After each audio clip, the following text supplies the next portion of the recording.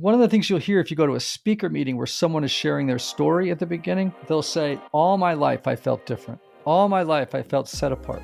All my life I felt there was some kind of thing something about me that was off or different, or I never felt at home in my own skin. Essentially what they're saying is, all my life I felt like a fraction who wanted to be a whole number. The thing is I thought I was the only one who felt that way. I didn't know everybody else felt that way at some level. Yeah, a lot of the healing with people, or I should say a part that contributes to the healing of people with addictions of any kind is community, a sense of belonging. There are other people just like me. Hey friends, welcome back to the Broken to Beloved podcast. If you're looking for practical resources for recovery from and safeguarding against spiritual abuse, then this is the place for you. I'm your host, Brian Lee. I'm an ordained pastor and spiritual abuse survivor, and I know what it feels like navigating life after spiritual abuse. I also know what it's like to want to prevent anything from happening to the people you know and love. It's why Broken to Beloved exists. Giving Tuesday is coming up on December 2nd, and we could use your help. We're hoping to raise $3,000 in monthly donations. You can help make a big difference in sustaining our work by giving just $10 a month. You can set up your monthly donation today at the link to donate in the show notes.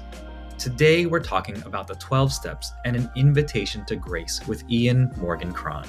Ian is a best-selling author, psychotherapist, Enneagram teacher, Episcopal priest, and the host of the wildly popular podcast Typology. His books include the Enneagram primer, The Road Back to You, as well as Chasing Francis, Jesus, My Father in the CIA, and Me, The Story of You, and the latest book that we're talking about today, The Fix, How the 12 Steps Offer a Surprising Path of Transformation for the Well-Adjusted, the Down and Out, and everyone in between. And now, here's my conversation with our new friend, Ian. Ian, welcome to the podcast. Thanks, Brian. I'm glad to be here. It is an honor to have you. I've been following your work for a long time. And so when I heard about this, and I think you say other places that you feel like this is maybe one of your most important things you've done. Is that right? I think that's, it's certainly one of those things. I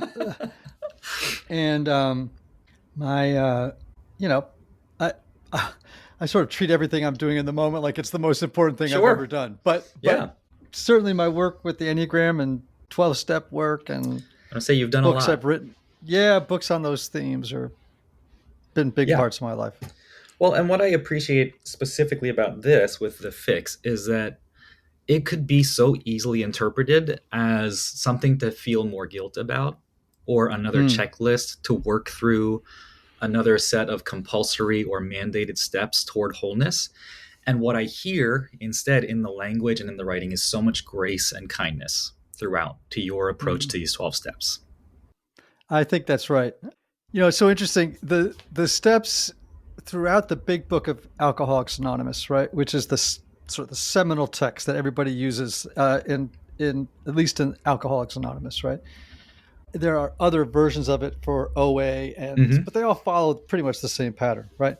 And you know, I even love how Bill talks about the steps as being, here is our suggestions for, you know, steps that you should take in order to achieve sobriety. So he sort of plots them as kind and very gentle, like, this is what we did. This might be helpful to you. Yeah. And that's what I was going to say next is it comes across in such an invitational way, which is what I love, because that's what draws people in, I think. And specifically in the spaces that I work in with survivors of spiritual abuse or religious trauma or just toxic leadership in faith spaces, there's so much should, and there's so much have to, and there's so much wanting to do the right thing.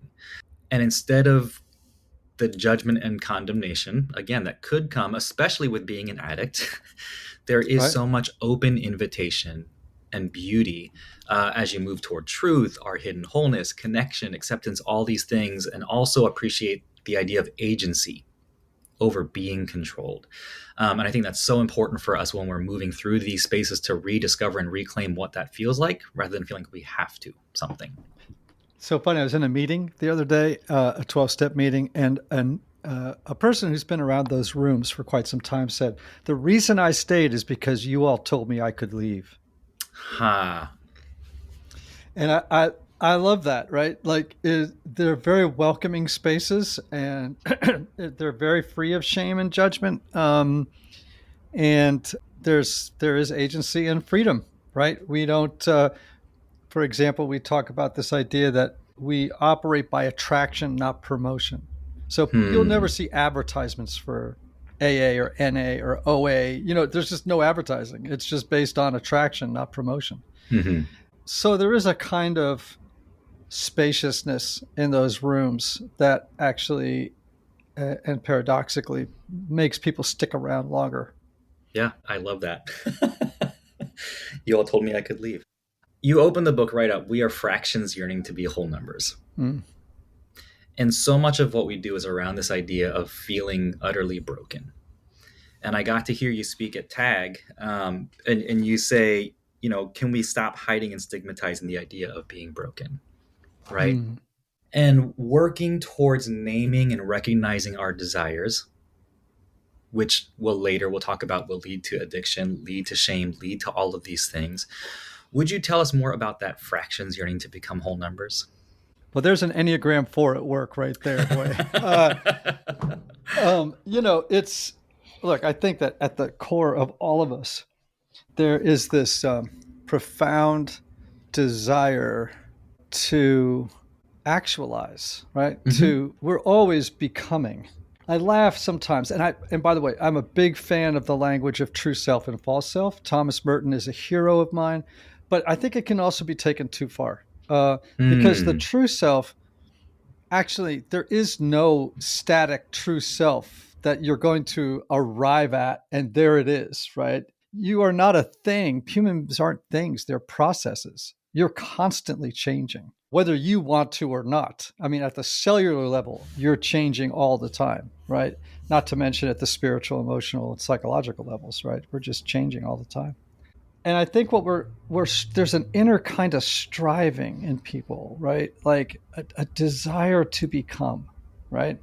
And it is a move toward this innate urge, striving toward wholeness, as if we experience ourselves as being fractions, right? Yeah. Not there yet. Hmm. Yeah, so that's what gets us out of bed in the morning and doing our work. Yeah. And I love, you talk about in step two this idea of sane and sanity being a different word for wholeness or health. I had never heard that before. Yeah. It's interesting. The word sanity, and for people who don't know the 12 steps, the second step is came to believe that a power greater than ourselves could restore us to sanity. Sanus in Latin, as I understand it, means sound mind, Hmm. right? To be right mind.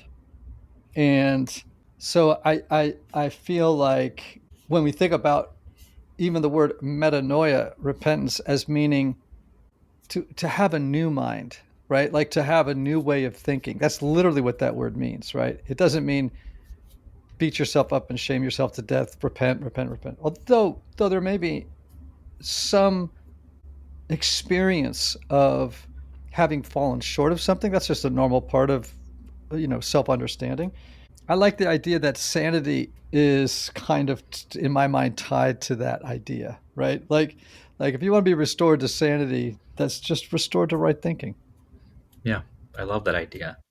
And I feel like it's so hard for so many of us who don't know what right thinking or whole thinking feels like or looks like when we've had it twisted for us, or when we've been told Mm. what we're supposed to think, or when we're told all of these things. And so, wrapped up in learning to recognize and name our desires, we end up pushing ourselves into the deep end of shame. And even shame around these desires, right? Which you talk so much about, that desire is and can be good and beautiful, and it can also go off the rails. Yeah, boy, that's for sure. Tell us about that, because it's going off the rails that these desires end up becoming addictions for us. Yes.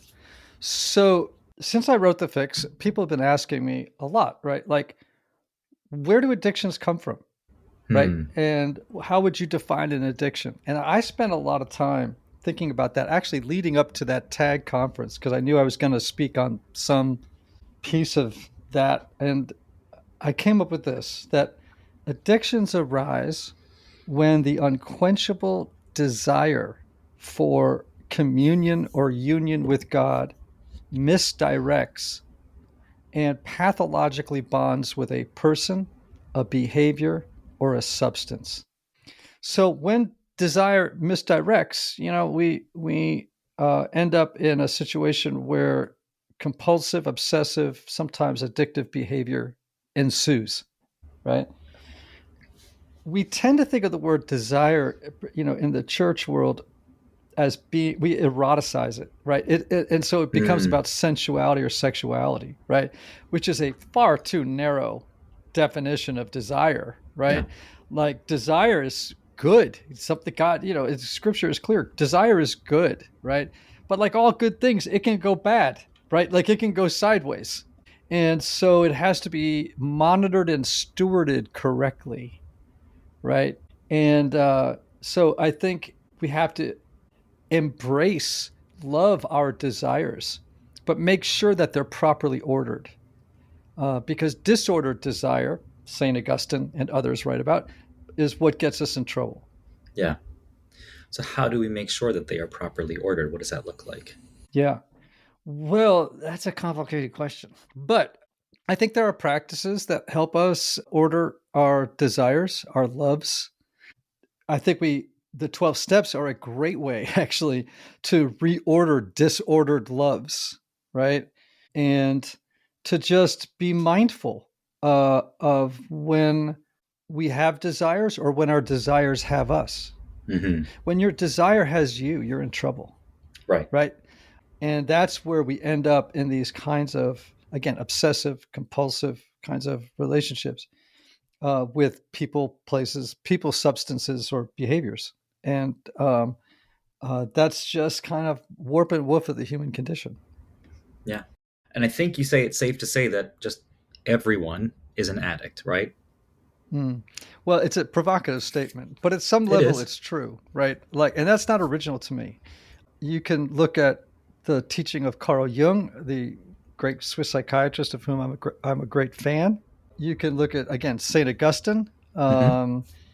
Bill Wilson, the founder of Alcoholics Anonymous, and of course the great spiritual teacher Gerald May, who was a psychiatrist, wrote a wonderful book years ago called Addiction and Grace, in which he says, and I quote, "To be human is to be addicted, and to be human and addicted is to stand in need of grace."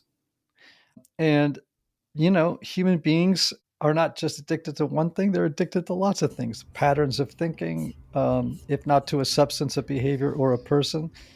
We find ourselves locked in these uninterrupted circuits of being, right? Doing certain things over and over again as a means of soothing ourselves Yeah. and of trying to find some sense of peace with the fact, going back to where we started, when you are a fraction looking to become a whole number, that makes you restless.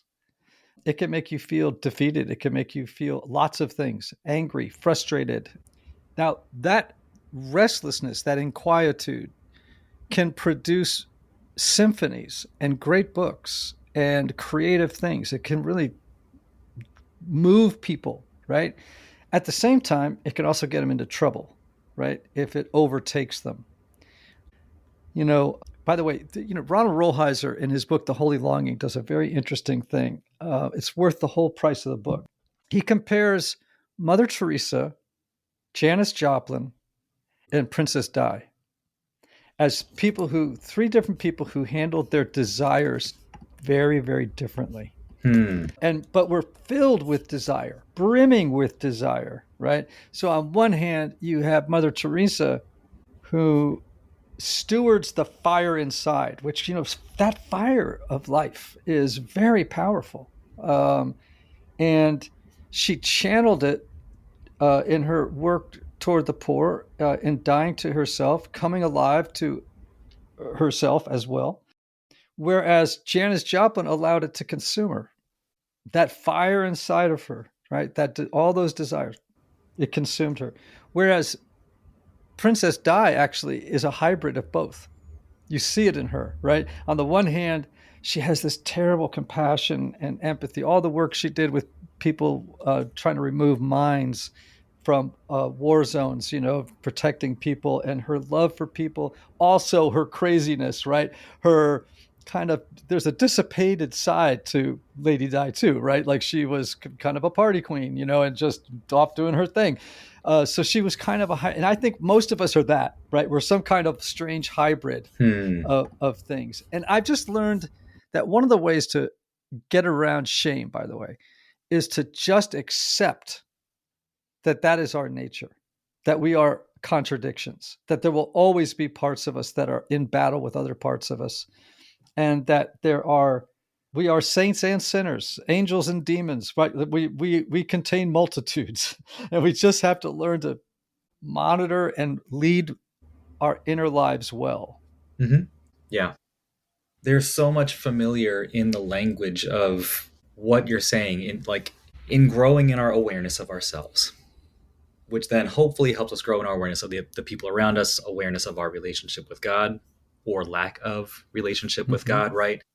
That these desires that push us towards disordered places or substances or relationships or whatever it is, learning to recognize how or why that is happening has become such a big help. And Mm-hmm. you obviously do a lot of work as a therapist, as a priest. I'm sure you hear plenty of people who come in carrying these stories of, I just wanted to belong. I just wanted to feel whole. I wanted a relationship with my whoever it is, mom, dad, parent, partner, and then it turns into something else. How do you help point or guide, direct people away from these disordered things? And obviously the 12 steps we'll talk about will kind of help us to do that with all of these steps as well. But when there's so much shame wrapped up in that, and then we start to believe I'm the problem, Yeah. I'm the reason these things happened, or Yeah. whatever it is, where do we go from there? Yeah. It's interesting, right? Like I'm an old Irish Catholic kid, and I became an Episcopal priest. I probably would have become a Catholic priest if I would have allowed me to get married, right? And but I come from that. I don't even know how to describe it to someone who didn't grow up in it, but it's a definite world of its own. Okay, it's Uh-huh. a world of its own. Okay, and you know, I'll be sitting with somebody who's doing what we call a fifth step, right? So they have done this sort of rigorous moral inventory of themselves. And now they're coming to share it. It's essentially, for me as a priest, it's just hearing their confession. That's literally what I'm doing. I'm just hearing their confession. And but these confessions can be 2 or 3 hours, 4 hours long, right? Because they're coming with a lifetime of stuff, right, to empty out. And it's very, very important, particularly for people who are coming out of active addiction, to unload this stuff. They have to unburden themselves of this material. They have to have someone look them in the eye and go, "Is that all you got?" You know what I mean? Like Hmm. just like they need to like let it all out and just have someone look at them with love and compassion and say, "Is that all you got?" You know. And I've heard some doozies, man. Okay, I've heard I some believe it. doozies, and I will say that sometimes someone will say something like this: "I'm the worst of all sinners," and they're just drenched in shame. I'm a big believer in humor as part of the therapeutic experience. And they'll say, "I'm the worst. No one's as bad. I've done all these terrible things." And I go, "Stop flattering yourself. I have met people far worse than you." You know what I mean? It's like, Hmm. you know, welcome to the human race. That's, like Yeah. you have screwed up like countless others before you. Just get in line. And for some, there's a kind of, part of what happens in the 12 steps is, and this is stated in the big book, right? Which is it's meant to constructively, compassionately, I'm adding those words, but deflate the ego. That's just ego saying I'm the worst of all people, right? That's just, whatever. That's as bad as saying I'm the best of all people, right? Like it's just the flip side of that coin.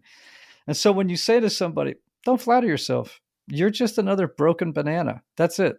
Like join the bunch because that, you're just in it. And for many people, that's a great relief to hear Yeah. that there's nothing really extraordinary about their suffering or their brokenness. It's just their tale. Hmm. It's just starting from the baseline. This is our condition. Yeah. This is our condition. Yeah. I'm thinking about that point of connection, like this isolation connection thing.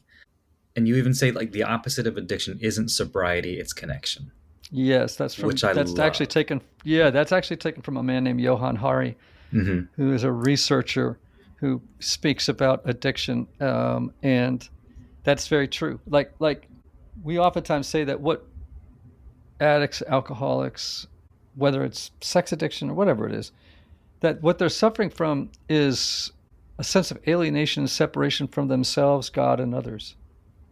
There's a kind of fundamental apartness. If you go and listen to a speaker meeting, and I encourage people, go to open AA meetings, but just make sure they're open meetings, which means visitors are welcome, right? You can just say, when they go around and introduce themselves, just go, my name is, Brian, and I'm a visitor today. They'll be like, great, glad you're here, right?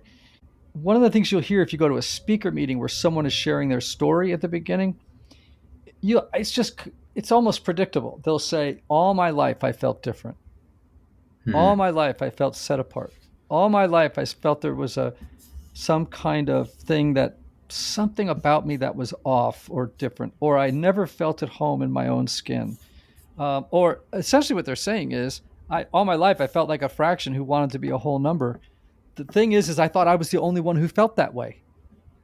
I didn't know everybody else felt that way at some level, right? And so, yeah, a lot of the healing with people, or I should say, a part that contributes to the healing of people with addictions of any kind is community, a Hmm. sense of belonging. And it's so beautiful because people will say, like, I just had a newcomer say to me the other night, he said, you know, I'm at my first meeting, I just thought to myself, oh my gosh, there are other people just like me. And I'm like, they think like me, they feel like me, they perceive things the way I do. And it gave him so much hope, and also a sense for the first time in his life, like, I'm not alone. Yeah, that's huge.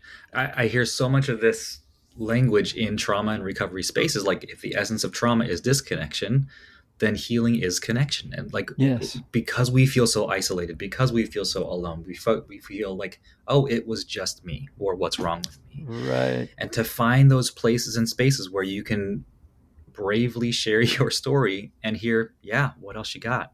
I'm so sorry. Or how brave of Yeah, you, right? absolutely. Absolutely. That is for sure the truth. And by the way, I'm just sitting here thinking about people who have suffered spiritual or religious abuse.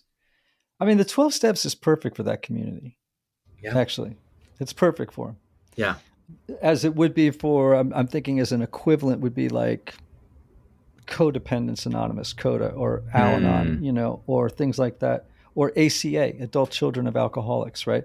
People who have suffered in different settings. And the steps would be a great tool for them. And interestingly, if you're in a season of deconstruction, let's say, and you're trying to put a spiritual life back together, it actually is a lovely zone in which to do it, because it's really work you could do with a small community of people, and that you wouldn't have to step in the door of a church to do it. Yeah. But it's an interesting holding tank for people. Yeah. Yeah. It's a good liminal space in between. We keep talking about the 12 steps, so let's talk about the 12 steps. I loved how you broke it down into these four kind of sections, right? Where steps 1 through 3 are making peace with God, 4 through 7 making peace with ourselves, 8 and 9 peace with others, and then 10 through 12 kind of these maintenance steps. Would you briefly walk us through those 12? And is there one that has been the hardest for you? Oh yeah. Well, you'll for a lot of people, I'll tell you what mine is, but I'll tell you what in general people usually Okay. struggle with. They do great 1 through 3, Mm-hmm. right? Some people sail through. There are some bumps in there for some people, right? Because remember, you have people coming in oftentimes to these rooms that are, and by the way, you have a lot of people in the rooms that have had bad experiences in churches, right? So they come in with a lot of baggage around faith and words like God, and they look at the 12 steps and they're like, oh no, God is involved, right? And they're like very resistant. So 1 through 3, generally not too hard, but there's a few bumps like that you could hit. But man, when you get to 4 and it says made a searching and fearless moral inventory of ourselves, that was rough on me. In part because I had grown up in a really rough alcoholic home, and I was like, I already have enough shame. I do not need to do a moral inventory of Hmm. myself and unearth everything.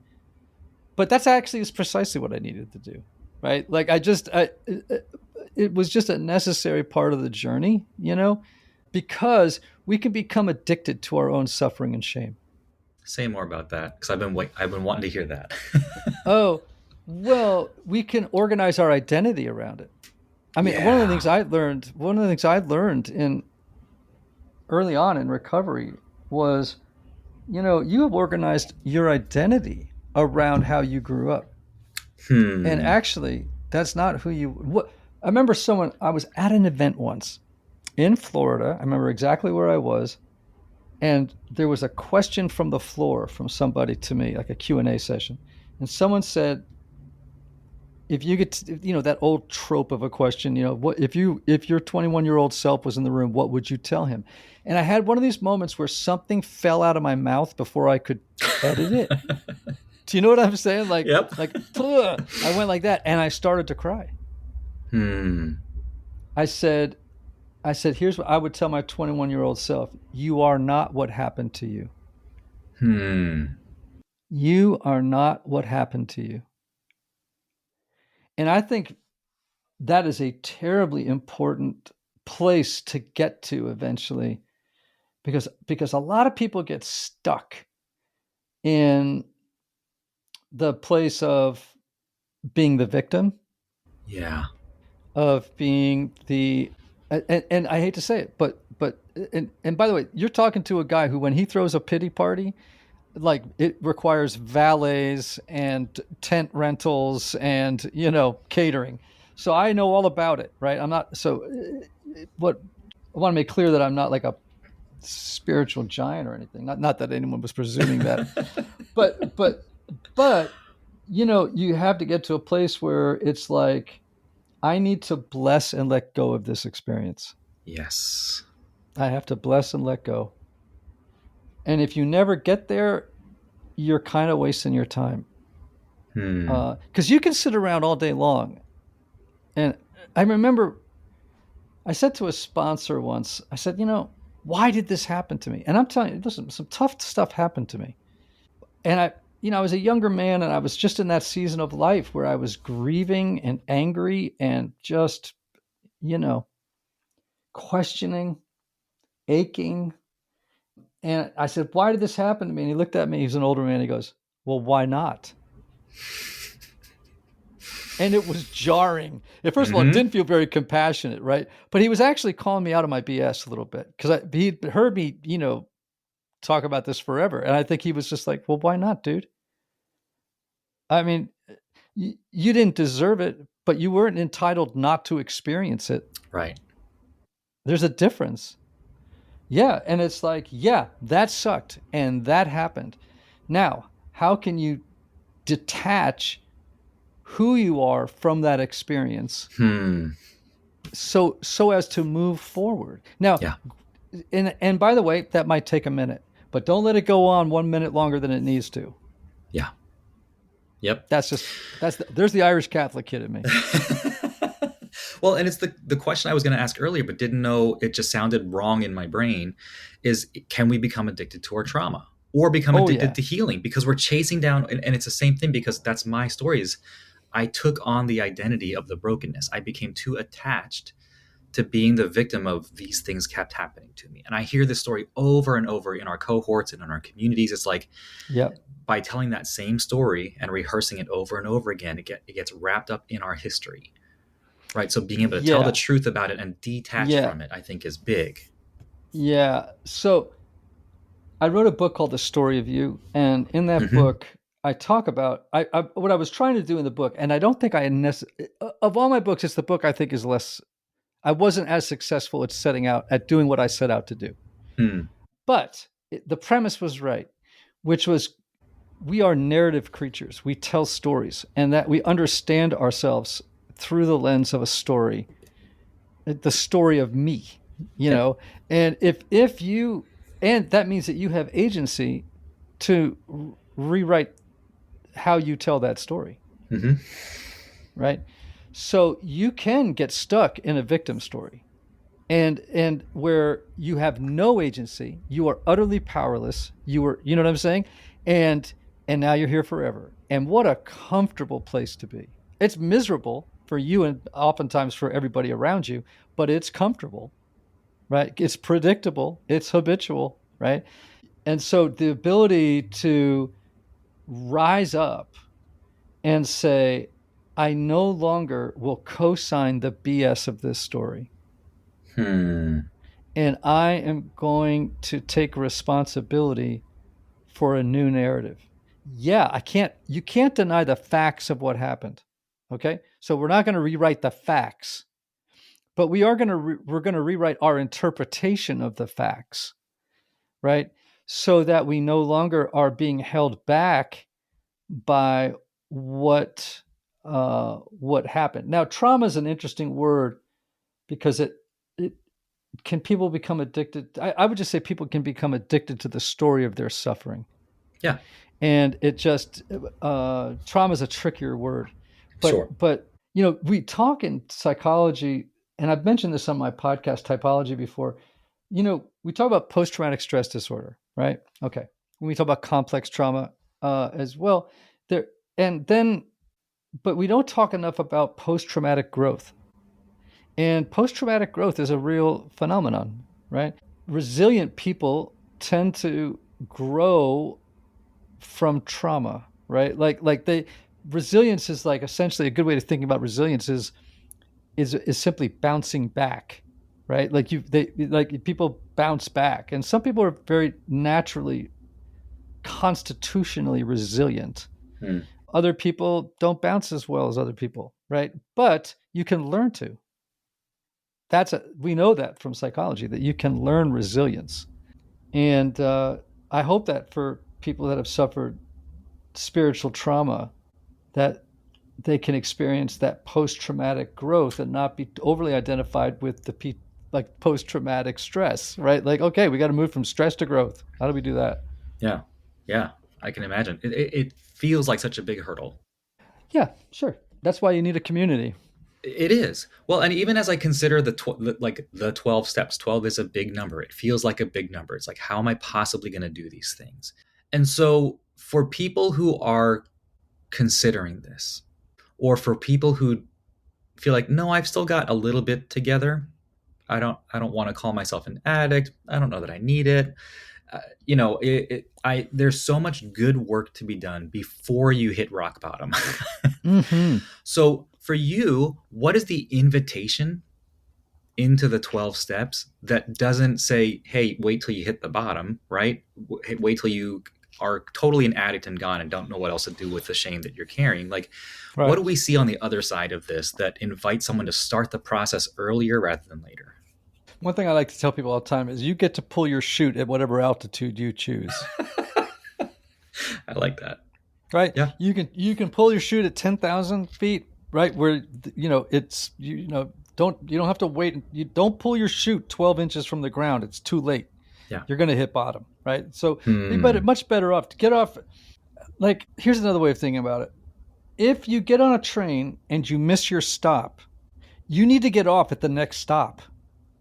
If you wait to get off for 20 stops, it's going to cost you, right? Your fare is going to be higher, and the Yeah. amount of time it takes you is going to be longer to get back to the stop you were supposed to get off of, right? In the same way, you don't have to delay growth and change and healing, though some people do. And the longer you wait, the more it's going to cost you, and the longer it's going to take to get back to where you're supposed to be, right? So that's one argument for why it's better to maybe preemptively do the work, right? Like, do it earlier, Hmm. right? Now, here's what I say to people who don't identify as addicts. First, I'm not going to try and convince you. It's a waste of my time. It's a waste of your time. It just never works. What I can say is, do you want to have a better life? Hmm. Do you want to experience more wholeness? Do you want to have a rule of life? Meaning, and I mean that in the classic monastic sense of the Yep. word. Like, how about a rule of life that would help you to operationalize the gospel every day in your life, well, then just do the 12 steps. Work with the 12 steps. Like, they're awesome. They'll help you. And they will help to reorder disordered loves. They will help you to find peace with God, yourself, and others. And they'll just offer you a very basic, simple plan for how to be in the world that is consistent with your values. You know, what I suspect are your values if you refer to yourself as a person of faith, right? Or even a person who thinks maybe a person of faith, whatever, it's fine. It makes space for that too, right? So where I would begin is just to say, not, admit that you're an addict. I just start with like, how about this, Brian? Can you say, I admit that I am powerless over my habitually falling short of being the person I long to be? I don't know anybody who can't cop to that, right? Like, so, I mean, and then over time you may discover, oh yeah, that was an addiction, or this is an addiction, or that isn't, but if you just want a better life, like, you can just start off with, I admit that I am powerless over life. I am powerless over people, places, and things. And when I try to be in control of people, places, and things, my life becomes unmanageable. I become an emotional train wreck. Yeah. Right. I'm just running around making a mess of stuff, right? Yeah. Inside and outside. So the steps are for everybody. They work for everybody. Yeah. And that's that step one of just honesty, right? Just honesty. Just honesty. Yeah. And I appreciate, again, the way that it's phrased. It's for people who are not sure what they're doing with faith, for people who are not sure what they're doing with God. Even the language of this, like step 3, it's like, well, step 2, greater power that can restore us to sanity and hope. Step 3, deciding to turn our will and life to God as we understand him. That it doesn't have to be God in a box, that it doesn't have to be God of this version of that denomination or the church that you grew up in, but as you understand him, that moves us towards faith. Sometimes Christians get in my grill about the 12 steps, right? And I've had plenty. They also get in my grill about the Enneagram sometimes, sure, but whatever. And I'm not at all an argumentative person, actually, hardly at all. But oftentimes I say, look, because they'll be like, you got to say Jesus. And I'm always like, well, first of all, why are you setting this bar so high for people who are just trying to save their lives? Like, geez, can't we just start? Can't we start with some training wheels here? Like, just let them come up with a conception of God that for now works for them. Right. And then I say, look, you presume that if a person self-identifies as a Christian, that they're all having the same experience and understanding of Jesus that you do. Yeah. They don't. Yep. They absolutely do not. I'm an Episcopalian. My understanding of who Jesus is a lot different than that of a Southern Baptist. And it's different from someone who's Eastern Orthodox. Somebody, right? Like everybody's having a different relationship, quote. So to presume that everyone who has a relationship with Christ has the same relationship with Christ is absurd. Mm-hmm. Right? So when we say, as we understood him, it makes complete sense. Right? That would be true of every Christian who walks the earth. It's like, so I'm always trying to like put out fires with people, like, because anxious people get very defensive about their beliefs. And so you have to be kind and compassionate and patient with them, because usually their defensiveness, if they go on the attack, it's usually because they're scared, right? That you're going to say something that upends their fragile system. And, I just try and tell them I'm not trying to do that, nor are the steps. Yeah. And I think I can also imagine people having anxiety about working through these steps and reading through them. And we're all going to hit our own speed bump. There were certainly certain chapters that I was like, yeah, I don't know if I'm not ready for that. Oh, yeah. Right. Like you say, the fearless moral inventory, or going back to the people and making amends and all these different pieces. Like, that was the one that got really me. Scary. Oh, man. The amends thing, that got me. And I still have 1 or 2 amends I have to make. And the reason I haven't made them in part is because I don't think they would be welcome, number one. Yeah. And number two, in a couple of the instances, the people are so unsafe that I would be placing myself in a situation where I could really experience meaningful damage, Sure. So Uh, and when that happens, you find other ways of making amends. Right.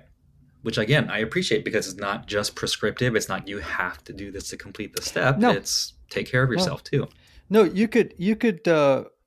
In one situation, I I made a decision that every time this person's name came up, I was always going to say so. I was always going to speak well of them. That was part of my amends, even though I have a lot of reason to be very hurt and very angry. I can just say, Mm. you know what? I'm not indulging that. And every time I speak of this person, I will speak well of them. Hmm. I know other people who, when they couldn't make an amends to somebody that hurt them for whatever reason, they made a meaningful financial contribution to a cause that person really cared about and did it anonymously, which I think is a lovely way of saying, I can't fix this and it might be dangerous for me to fix this, but I can do this Yeah. as a Yeah. way of making amends. Yeah. So you can get creative. You mentioned, I think, in the book that as you're making that list, you hand it to your wife and say, "Hey, what do you think?" She goes, "Well, you're not on it." Yeah. How have you moved through that process of making amends for yourself? Yeah. That's a good question. I mean, I think I've done that work. I don't know how I did it.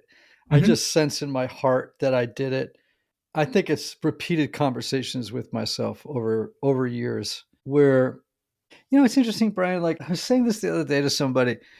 I think I'm getting a little older now, as we all are, but I've kind of at a place where, you know, I am more at peace with myself and life and the world than I've ever been.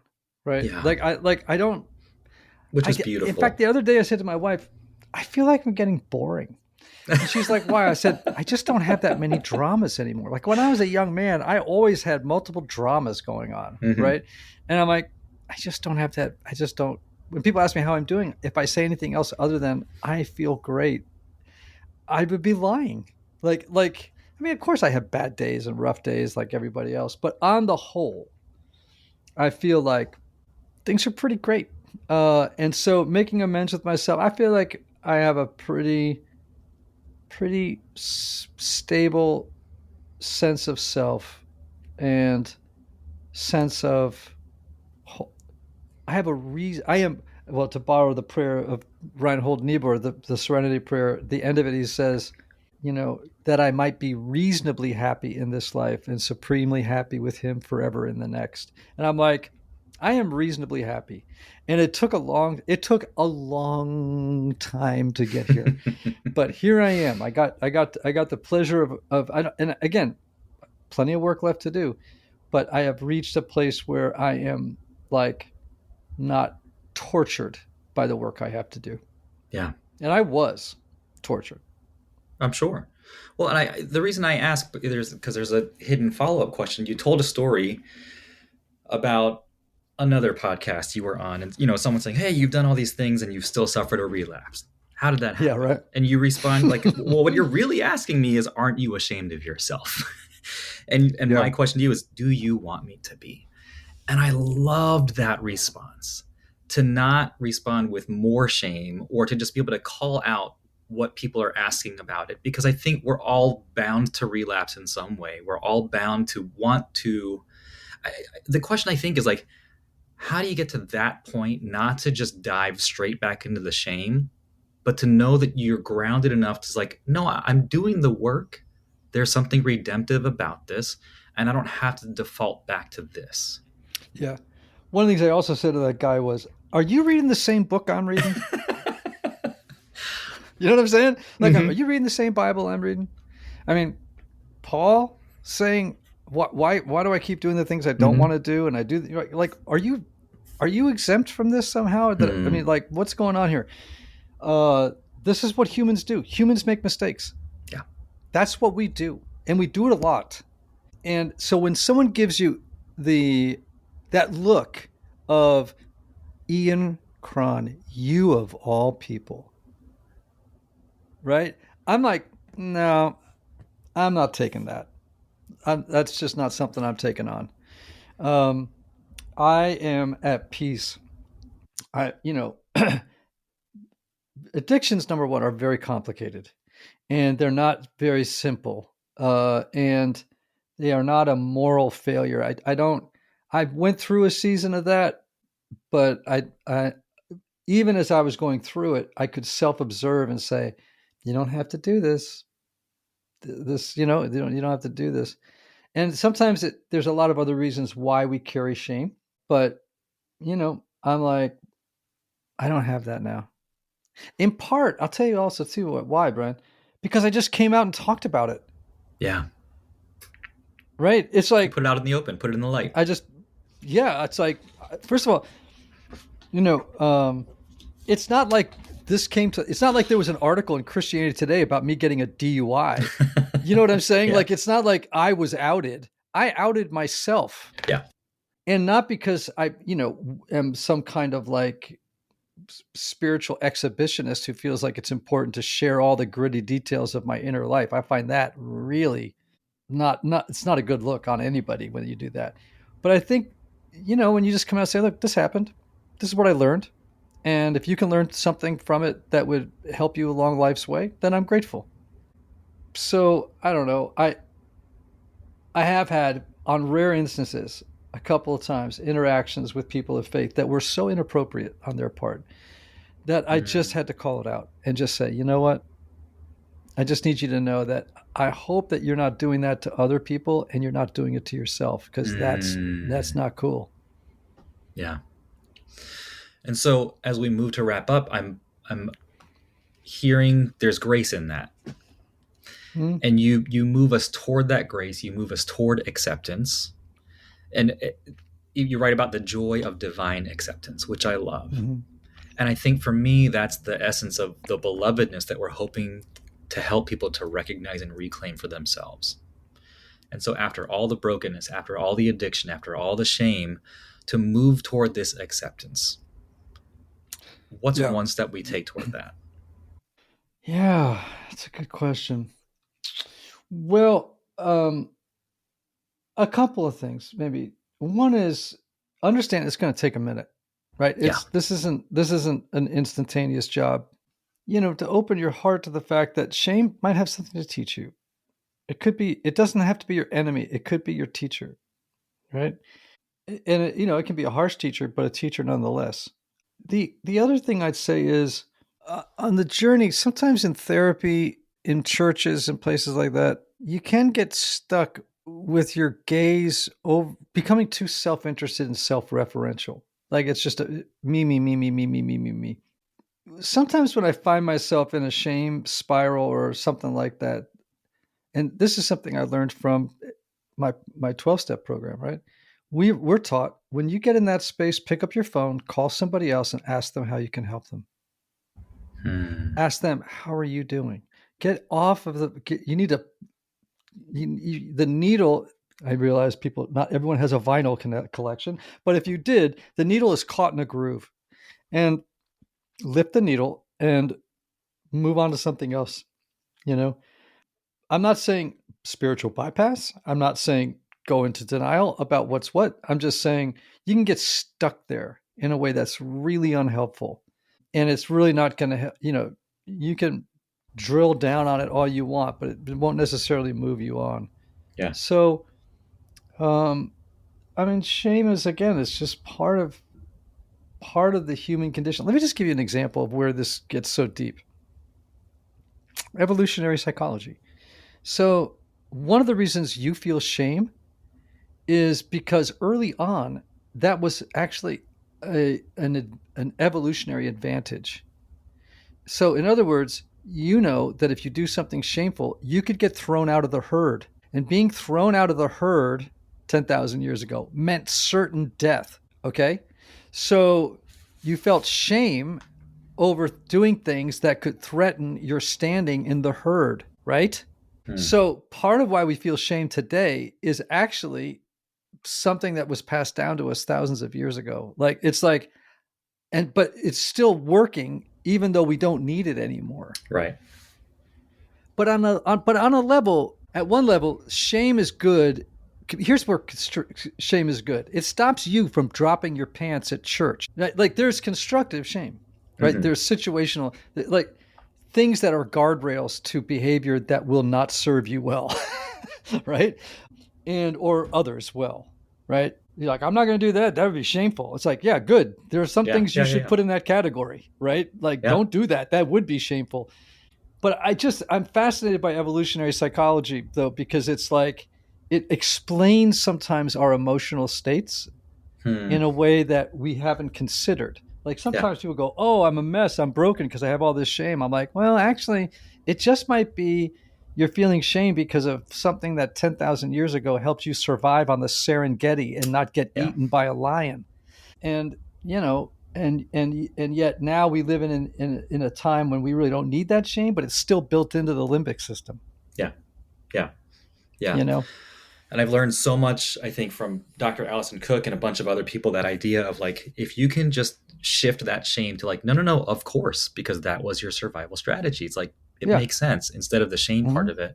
It's been so helpful. And I think the idea of taking that needle off the record, because I think you also say like the pronoun I appears nowhere in the 12 steps, right? Everything is Yeah. Yeah. we, not me, because you can't do it alone. And Right. so I think that move again towards community and towards connection, it's such an important piece of what it looks like to move toward that healing and wholeness. Yeah. As long as this is important. Hmm. And I would imagine this would be true in your community, right? Because I've seen it in countless adjacent kinds of communities. The community must focus on the solution, not the problem. Yes, that's good. If a community sits around and just has a communal victim party, Yep, it's not going to be helpful. that's really good. It's not going to be helpful. We oftentimes say in 12-step communities, focus on the solution, not the problem. So if a newcomer comes, if I have a young sponsee, he's been to 3 or 4 meetings, and all he does is bitch and whine about something, I'm like, dude, you got to focus on the solution, not the problem. And that often just kind of corrects the path. You can talk to me about that stuff, but don't bring it into the room. Like if Yeah. you want to bitch about that stuff with me, that's fine. Hmm. But as a group, as a community, we focus Right. on solutions, not problems. Right. What is your desire or hope for people who pick up the book? Yeah, look, this is my 5th book, so it's like I've been around with books. You have to have very humble desires, right? Like, because who knows who's going to buy it, and if anybody, outside of my mother. And so, you know, my hope would be that if you're in rehab or need to be in rehab, that you would pick up my book and go, oh, there's a solution, and you would be inspired to work those steps and join a community and get the help you need. Or if you're like a soccer mom or dad and you're just sitting around the kitchen table and you think, I'd like to have a better life, and I don't have a rule to help me achieve that life. Mm, Then great, here you go. Here it is. Get to work. And then everybody in between, like everybody would have. I wanted to democratize the steps and get them out of just people thinking, oh, this is just for people with really big problems yeah. like addictions. To say, first of all, who doesn't have a really big problem? Secondly, um, let's stop othering people in the addiction world who have noticeable life-threatening addictions. Everybody has this stuff going on at some level, and they would benefit from working the steps and not just assigning the importance of them to a subset of the population called addicts, alcoholics, overeaters, sex addicts, whatever, workaholics. Everybody could get what they need from them. Yeah. Yeah. Well, and I think for me, it helped demystify, because I've heard for so long about the 12 steps, but it's like, well, what are Right. they? And I think, for if nothing else, like it helped me so much. And then seeing where I would be very challenged to follow through, and seeing, Yeah. yeah, Listen, here's the deal. I cannot understand why the 12 steps, or like the big book of Alcoholics Anonymous, at least the first 164 pages of it, are not required reading in every seminary, and yeah, even in just even American literature courses. It is one of the most, think about that text has saved millions of people's lives, and it's not required reading. Like, and it's actually beautifully written, albeit in 1930s language. It's really spiritual genius. Sometimes I read the big book of Alcoholics Anonymous. And I swear to gosh, I think this guy writes like Paul. Like I have these moments where I go, God, this just sounds inspired, because his understanding of human nature and the solutions to the problems we face are so profound that you're like, I don't know how you got this, dude. You're just channeling something. And I think he would say that too. I think Bill Wilson would have said that too. It wasn't my words. Yeah, I got it. I found it very helpful. I'm in my way trying to work through some of those steps there. Yeah. And just incorporating it into the work that we're doing, trying to walk with people as they work through themselves. I mean, look, I would actually. All right, so let me give you an example where this gets tough. A person who's experienced spiritual abuse gets to step 4, made a searching and fearless moral inventory of themselves. And they have to write down, as part of their step 4, everybody they resent. So that could be pastors, a denomination, a church, right? A theology. They make, I have a resentment toward Reformed theology, or I have a resentment toward and they had to do all that. But eventually they have to get to the 4th column in that exercise where it says, what was your part in it? And, this is not meant to generate shame, by the way. It's just taking an inventory. It's like, oh yeah, well, I have been using this as an excuse for 10 years for not having any spiritual life. And I participated in the problem by whining about this for 10 years, or in a way that's not appropriate, right? It's not moving me anywhere, or whatever the case may be. So the work is difficult, and it's constructively confrontational. Like it is just going to be like, I got to do my work, and part of doing the work is I got to figure out, what's my part in it, because if I don't have a part in it, then I don't have any agency. I'm just a victim. Right. And that's really important to get out of that mindset. Yeah.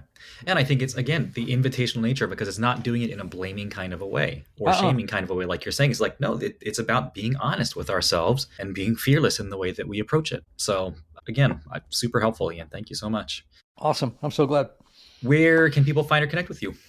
Oh, yeah. So they can go to ianmorgancron.com, and all manner of things there related to the Enneagram, to my book, The Fix. They can get The Fix. And by the way, the subtitle is How the 12 Steps Offer. I know. How the 12 Steps Offer a Surprising Path of Transformation to the Well-Adjusted, the Down and Out, and everyone in between.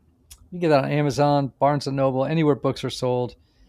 Go into a bricks and mortar store. There's a good chance they have it. Great. We'll have all the links for everyone. Everyone will get a copy of The Fix wherever you get your books. Ian, thank you so much again for being with us. Super fun, Brian. Thanks for having me. What a helpful conversation. If you enjoyed it as much as I did, be sure to follow Ian and say thanks for being on the show. You can find links and all the things in the show notes. Subscribe or follow the show to get new episodes automatically. If you enjoyed this episode, please leave us a rating and review or share with your friends. It really helps us to grow and continue providing quality content for you. And a special thank you to our listeners who make this show possible through their financial support. If you find the show valuable, consider donating today at brokentobeloved.org/support or at the link in the show notes. This episode was hosted and executive produced by me, Brian Lee. Editing by Heidi Kritz and post-production by Lisa Karnakis. Thanks for taking the time out of your day to listen. I hope it's been helpful. Here's to moving toward healing and wholeness together. I'll see you next time.